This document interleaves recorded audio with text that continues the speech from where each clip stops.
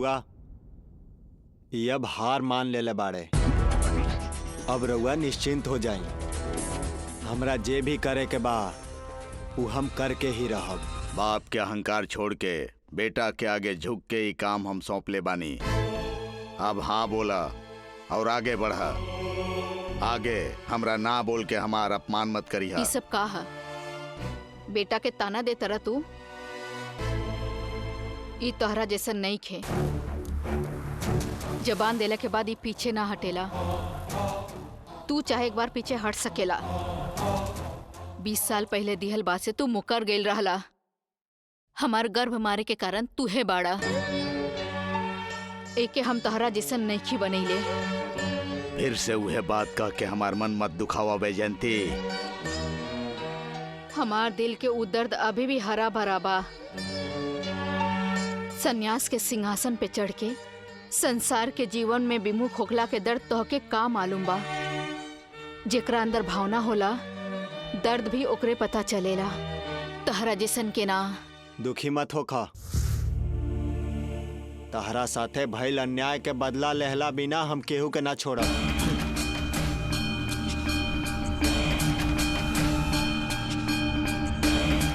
तोने दोनों का करे निकलल बड़ा। हमार मदद करे खातिर आइल बाड़ा जा या हमरा से दुश्मनी निभावे आइल बाड़ा जा। अगर तोहसे बदला लेवे के रही त हमके कितना समय लागे। लेकिन इतना साल होखला के बाद तोहसे दुश्मनी निभा के हमके कुछ भी नहीं खे मिले वाला। लेकिन ये ऐसन बात काहे कर रहल बा? हमरा अपन शत्रु काहे समझ रहल बा? ओकर बात हमरा पे छोड़ द। तहर काम करे आइल बानी तो काम करके ही जाए। ओकरा बारे में तू सोचल छोड़ द। ई वो बात पर खुश रही। ई तोहार बात पर विश्वास रख ले बानी। हम बाहर बानी, जल्दी आवा।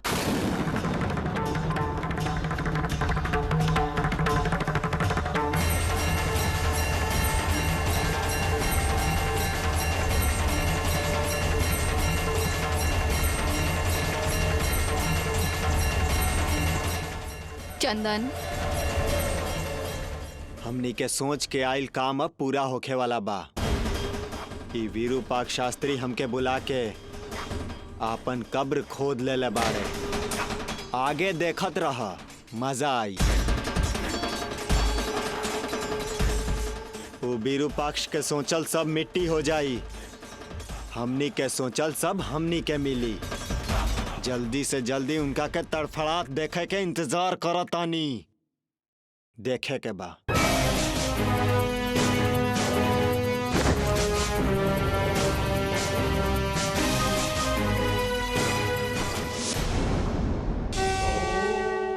आई लाली के सगाई केकरा साथे होई? चंदन के साथे कि सुखधर के साथे?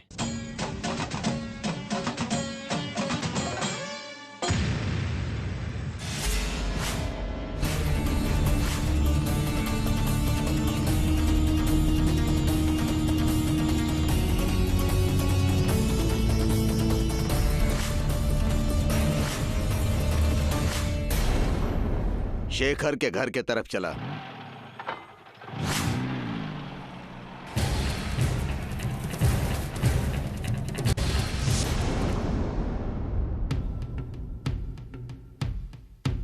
गुरुजी, आखिरकार आज हमार काम पूरा होके के समय आ ही गईल।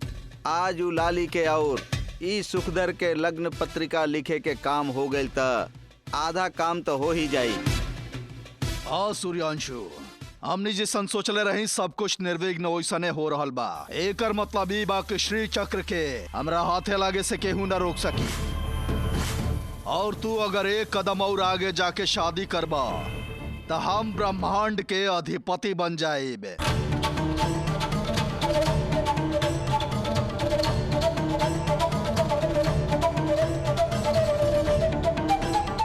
अब वो बात में कोनो संदेह नहीं है गुरुजी। श्री चक्र के मालिक रउए बना भी सच बा। लेकिन लाली पूरा तरह से सूर्यांशु के वश में बिया। ऐसे ओकर तकरार करे के कोनो मतलब नहीं है। जैसे बोली वो सब कुछ वैसा ही करी। संबंधी इंतजार करत हुई हैं। चला चलल जाओ, लाली के साथे सुखधर के सगाई करावे।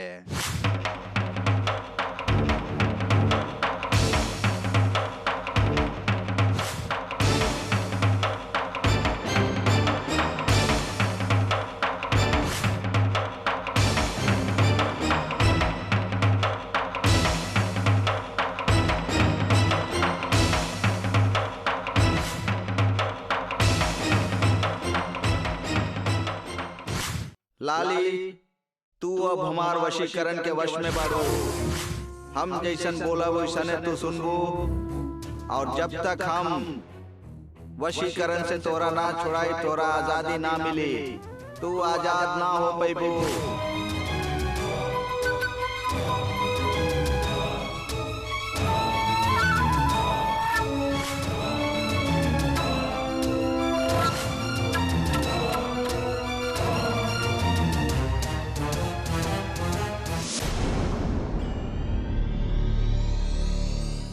श्री चक्र अगर शिशु बन के जन्म लेवे वाला बाता ओ हमार घर में ही काहे ना जन्म ले ही। एकरा खातिर हमरा तोहार मदद चाहिए। तब वो श्री चक्र रूपी बच्चा हमरा साथे रही, हमार हाथ पकड़ के चली, हम बोला वैसन करे, हमार गोद में खेली और फिर हमार हाथ के कठपुतली बन के रही। लाली के साथ सगाई करके हम श्री चक्र के अपना वश में कर ले।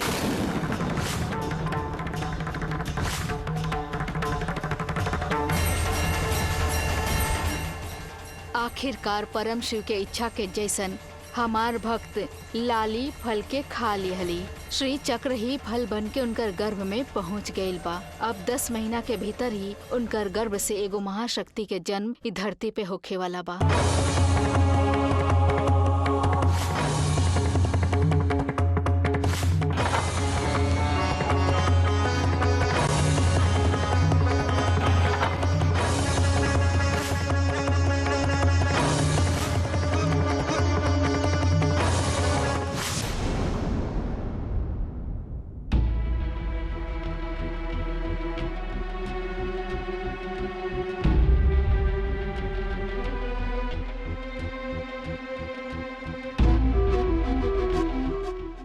लाली, आज लगन पत्रिका लिखे के तय भइल बा। अभी थोड़ा देर में लड़का वाला आ जाई।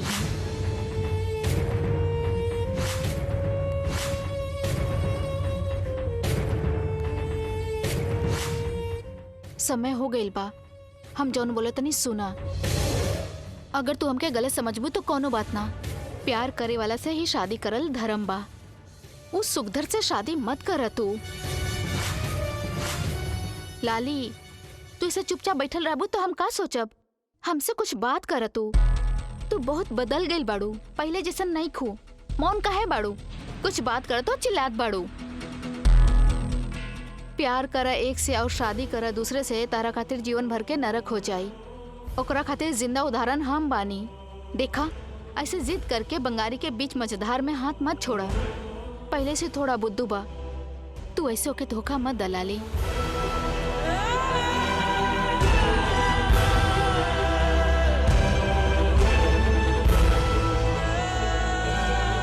प्यार के कीमत रहला पे पता ना चलेला, खोले के बाद ही पता चलेला।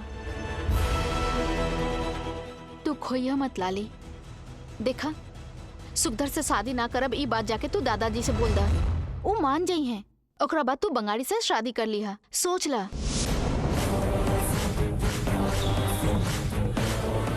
लेकिन हम सुखधर से ही शादी करब।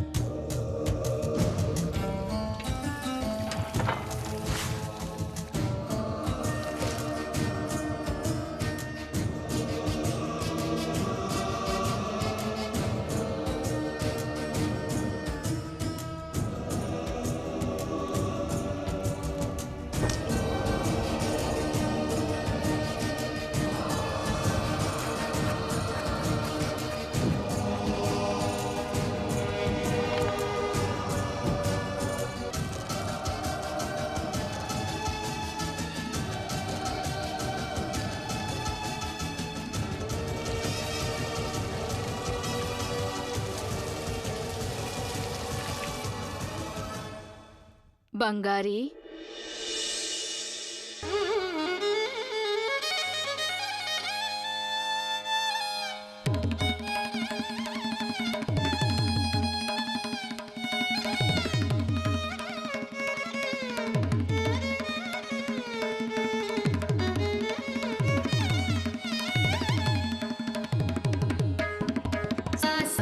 सरि सरि सरि सरि सरि मा प नि प नि प नि प नि म प नि प नि प।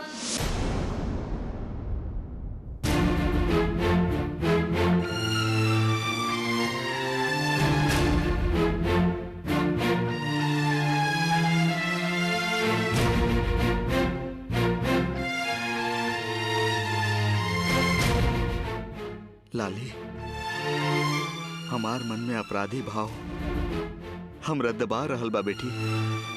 अपन बेटी के हम ही धोखा देले बानी, ई भाव हमरा तड़पा रहल बा।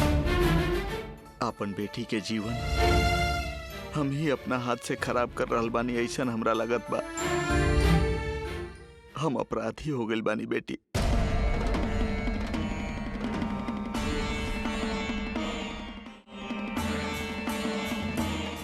हे माँ महादेवी, हमार कईल हर प्रयास विफल हो रहल बा देवी माँ। केहू हमार बात के सुने के तैयार नहीं खे। का करी हमरा समझ में नहीं खे आवत। हमार लाली के अगर दूसर गांव में शादी करब त हमार सिंदूर के खतरा बा माँ। माँ जौन बात तू शास्त्री जी के कहलू हा, उहे बात इन्हू से कह दा।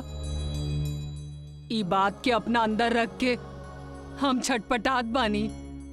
हमरा एकर कोनो हल निकाल के दी माई। लाली, कुछ तो बात करा बेटी। काहे चुपचाप बैठल बाड़ू? का भइल बा तोरा के? काहे ऐसन करत बाड़ू? सुखधर तोरा सच में पसंद बा का?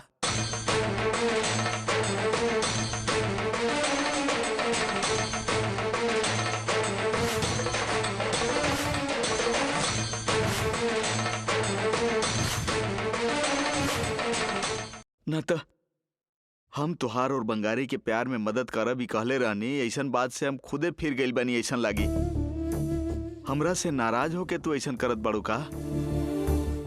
बात त कर। तुहार मन में आखिर का बाऊ त बतावा।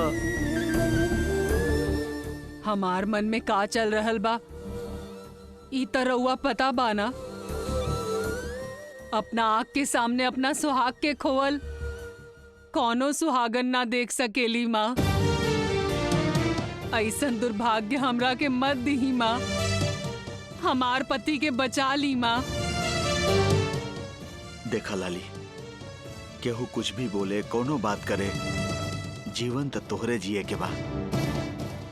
अपन संसार तोहरे चलावे के बा। जिद में सुखदर से शादी करके अपन जिंदगी बर्बाद मत करा।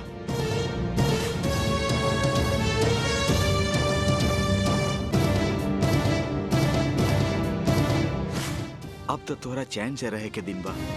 तोहरा अच्छा से रहे के चाहिए। तू बंगारी से शादी करबू तबे चैन से रहबू, हमरा पता बा। सिर्फ एक बार तू कह दा कि बंगारी के साथे तू शादी कल चाहत बाड़ू, फिर के तोहरा रोके हम देखत बानी। हम खुद बाबूजी से जाके बात करब। ये अंतिम अवसर बा, एकरा गंवावा मत। गला में मंगलसूत्र पड़ला के बाद कुछ ना हो सकेला। गलती होके से पहले ठीक कल जा सकेला। सुखदर से शादी नहीं कल चाहत तो हमरा बता दा।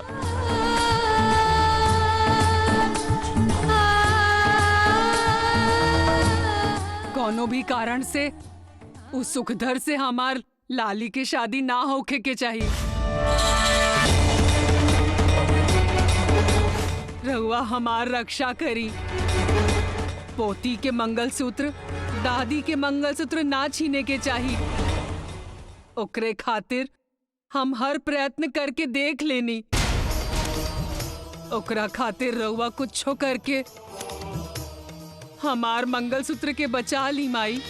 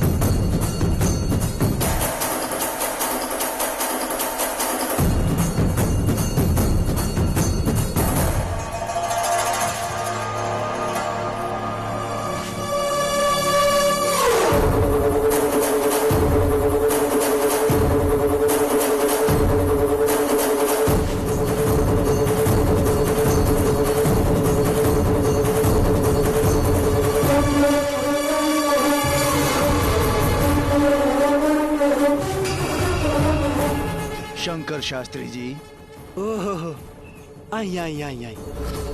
कैसन बानी शंकर शास्त्री जी? बहुत तेजी में लागत बानी।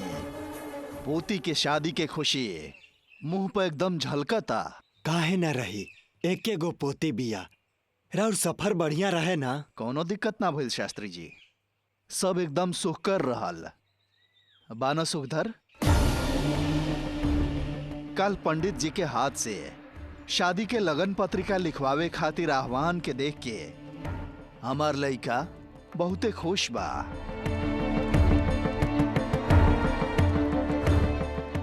आई आई, अंदर चल के बात कल जाए।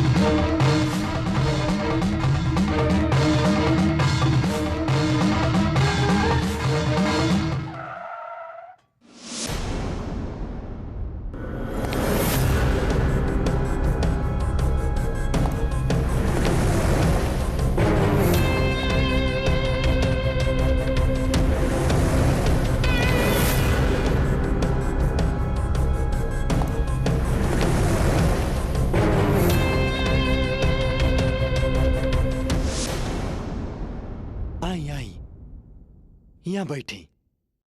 ललिता, मेहमान लोग आ गए, कुछ जलपान लेके आवा। सब तनी जल्दी जल्दी में तैयारी करे के पड़ल, यही से पहले ना बता पैनी। कोनो बात ना शास्त्री जी, कभी भी बताई तका। आगे होके वाला काम जरूरी बा।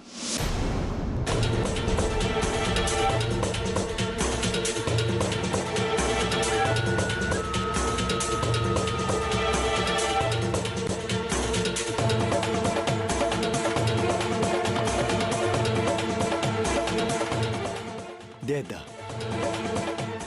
ऐसन बोलल राउर बड़प्पन बा।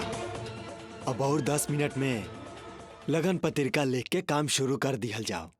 ठीक बा शास्त्री जी, रुआ जौन बोली हुए ठीक बा। कहाँ बाड़ी? हमार घर के होखे वाली बहू नहीं की दिखत? बाड़ी अंदर तैयार हो रहल बाड़ी।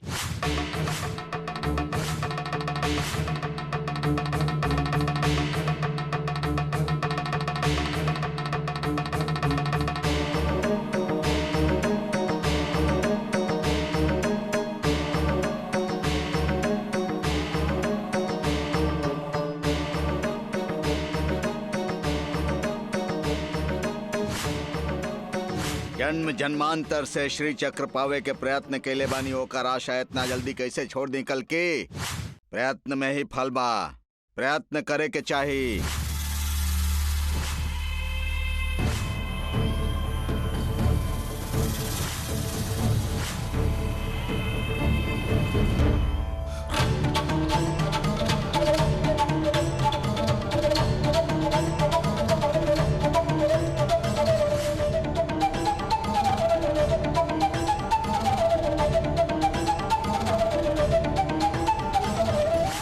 महीना के अंदर ही एगो सत्पुरुष के साथे ही लाली के बियाह रउआ के करही के होई।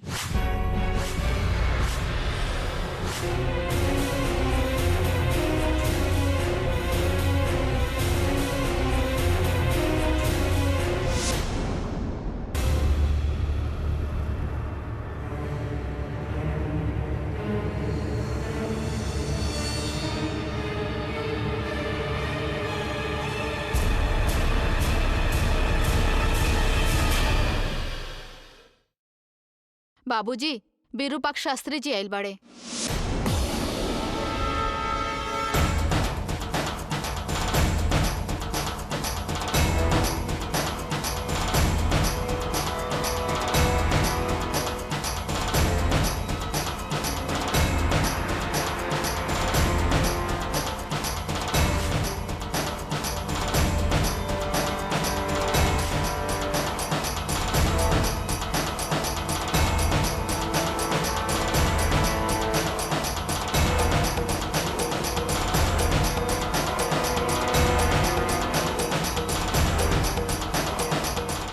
हम तनी देर में आवता है।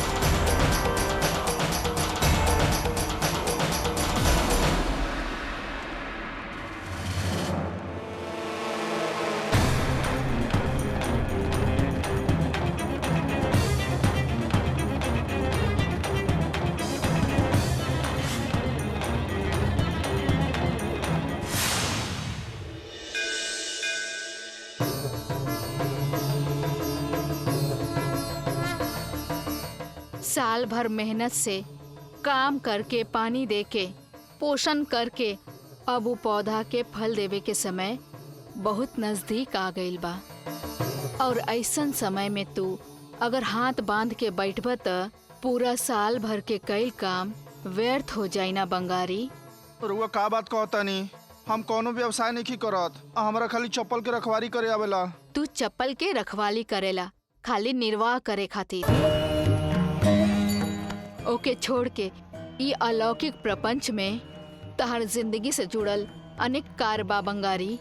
ना, हमरा और कोनो काम नहीं खे, हमरा खाली चप्पल के रखवारी करे आवेला। ना, तोहके और भी काम बा, तू भूल गइल बाड़ा। हम भुला गेल बनी। कौन काम? लाली से शादी करे के काम।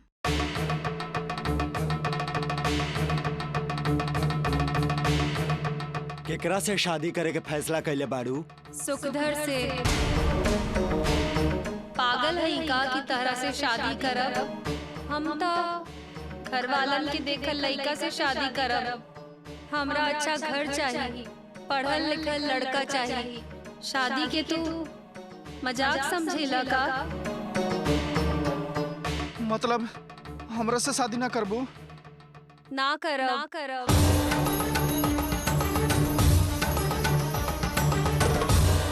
उनकर नाम मत ली, उनका के देखल पसंद नहीं के।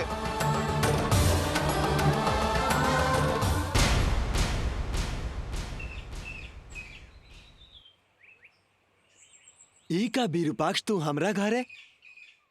हम तो मंदिर गइल रहनी लाली के शादी खातिर जगह मांगे। तू नहा रहल बाड़ा ऐसन वहाँ पता चलल। वैसे हम पंचम के वहाँ बता के आइल रहनी। अभी देखत बानी तू यहाँ लेके आइल बाड़ा। आश्चर्य होत बा। आवा आवा। अच्छा बा शंकर शास्त्री जी राउर तमाशा। ना हमार बेटा के साथे राउर पोती के ब्याह के बात करे के बा कह के बाद में मिले के कहले रानी। अभी हम आइल बानी तो आश्चर्य हो रहल बा कहत बानी।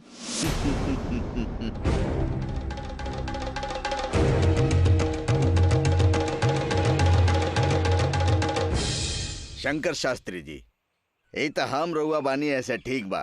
अगर यह बात दूसर लड़का के साथे भइल रही तो का करती? वो लोग के अपमान भइल होके। ठीक बा छोड़ी, वो सब बाद में हुई। ये हमार छोट बहन बैजंती।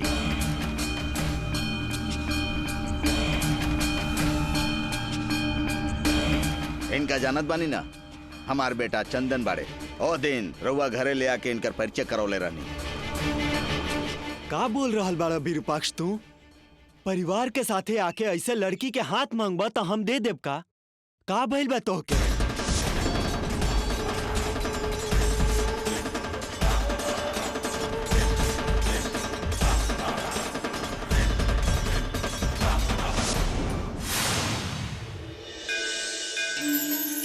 उनकर नाम मत ली, उनका के देखल पसंद नहीं के। पसंद ना बा बोले में ही पसंद बा बंगारी।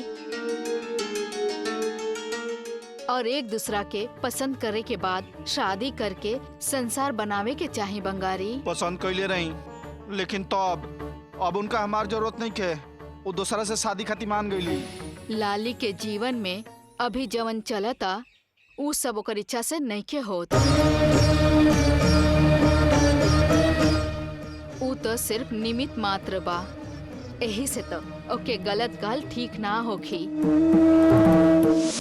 लाली के शादी तारा लइका से करवावे कहनी का तमाशा कर रहल बाड़ा तू? के हम रउआ साथे मजाक कर रहल बानी? शंकर शास्त्री जी,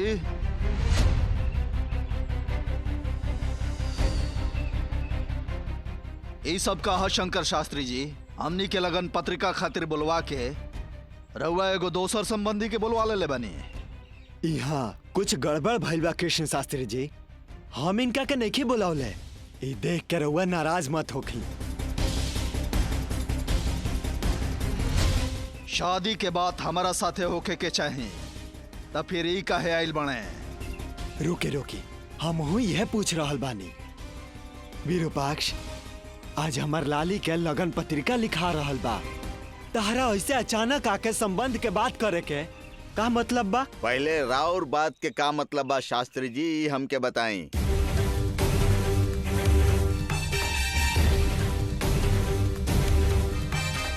एक आदमी के रिश्ता तय करे खातिर बोलेनी और दूसर का के लग्न पत्रिका खातिर बुला लेनी।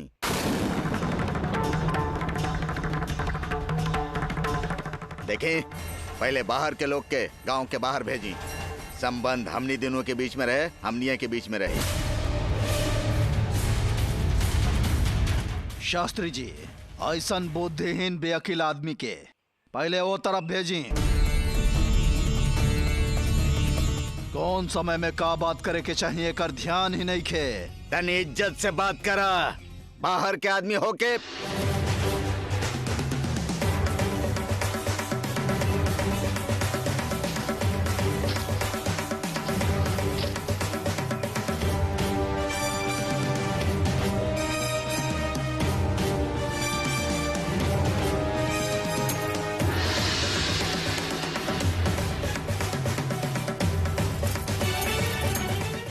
बेकार में समय बर्बाद मत करा। विरूपाक्ष, पहले ही बतावा, हम तोहरा के कब बुलावनी? रउआ नहीं की बोलेले शास्त्री जी, राउर धर्म पत्नी राजलक्ष्मी बोलोले बाड़ी। रउआ ना पहले रहनी था, इनका भेज के हमरा बोलैली। राउर धर्म पत्नी के बात के सम्मान करके हम यहाँ आइल बानी।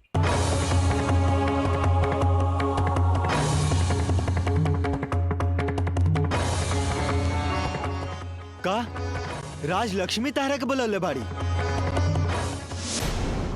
हाँ, हम ही बोलले रहली।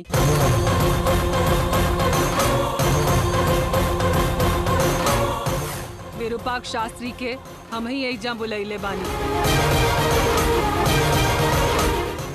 काहे? काहे कि हमार लाली के विरूपाक्ष शास्त्री के बेटा के साथ शादी करब। पहले सुखदर के साथे लाली के शादी तय हो गई बा, त काहे राजलक्ष्मी? त तोड़ दियो के अभी तक लगन पत्रिका भी त नहीं खे बनल। सुखदर के बदल के चंदन के लिखवा दी। लेकिन काहे? काहे कि चंदन विद्यावान बा, बुद्धिवान बा, संस्कारवान बा। राउर कहे के मतलब का बा माई? हमार लइका कम पढ़ल लिखल, बेवकूफ, संस्कार विहीन बा और ऊपर से ये सब बात करे के अभी समय बा का? रउआ हमार लइका से अपन लड़की के शादी करे के जबान दे के अब ऐसन बोलब, ये सब ठीक नहीं है माई। महाशय जी, ये सब सहज बात बा, कबो कबो ऐसन होखेला। ऋणानुबंधन रूपेण केकरा केकरा का मिले के चाहिए उतने मिलेला। रउआ भी पता बा कितना बार मंगलसूत्र बांधत समय शादी टूट जाला। ये तो लग्न पत्रिका के समय बा, जे उत्तम होखी ओकरे के मिली। वैसे भी लड़के के साथे हमार बेटा के शादी होके ही हमार इच्छा नहीं खे। बेचारी राजलक्ष्मी जी हमरा से कहली तो हम उनका बात के सम्मान कैले बानी। बस हम अपन लोग बाग से कह दिले बानी, अब कुछो बदलल संभव नहीं खे। अगर चाहे तो यही गांव के दूसर लड़की के साथ हम शादी करवा देत बानी। तो फिर एक काम रउए काहे नहीं कर लेत? हाँ, कर सकत बानी, लेकिन लाली के चंदन के साथे शादी होके ही देवी के इच्छा बा।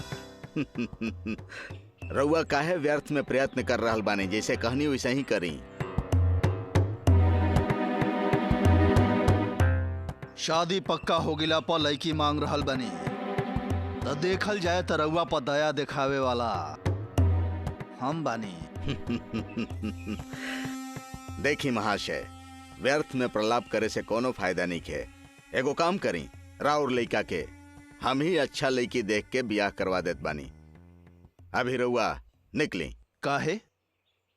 शादी पहले हम तय कैले बनी, तो फिर हम यहां से काहे जाई?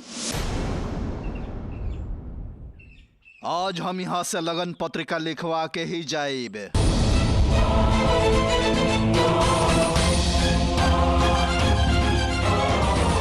मामा, बेकार के बात में काहे समय गवावत बानी? शास्त्री जी अभी कहले वो याद बना, जे उत्तम होखी ओकरे शादी यहाँ होखी।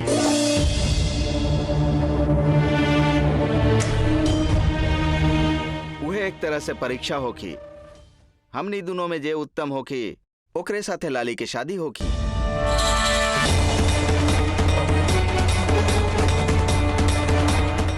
लाली से ही एक बार एकरा बारे में पूछ लेल जाए।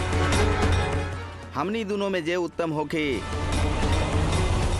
लाली ओकरे साथे शादी करी।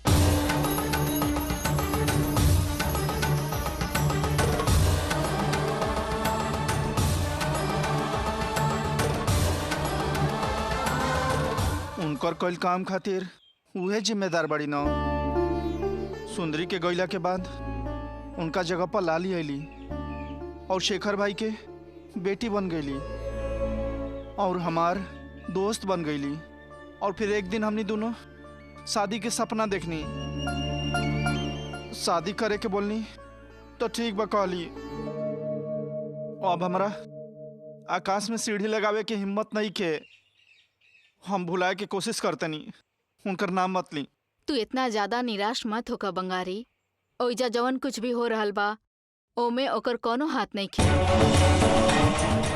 ओकर तो कोनो दूसर कारण बा। कौन कारण बा? हमारा अपमान करके छोड़ले बड़ी, और कौन कारण बा? प्रत्यक्ष दिखे त प्रमाण के माने के चाहे बंगारी। तू जवन समझत रहो सच नहीं खे। तहार दृष्टि से भी आगे बहुत सारा सच बा। ओकर हाथ में का देला? वशीकरण मंत्र से मंत्रित करके नींबू देले बानी गुरुजी। देखत रही वो घरे पहुंचे से पहले कैसे हमार वश में हो जाला। लाली, अब तू हमार वश में हो गई बाड़ू। ई पेटी के छुपा के रख द।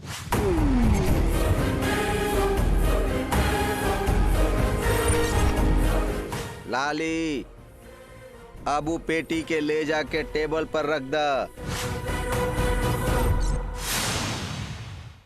ठीक बा, रउआ पहले लड़की के लेके आई, ना तो ओमे भी कुछ गड़बड़ हो जाई।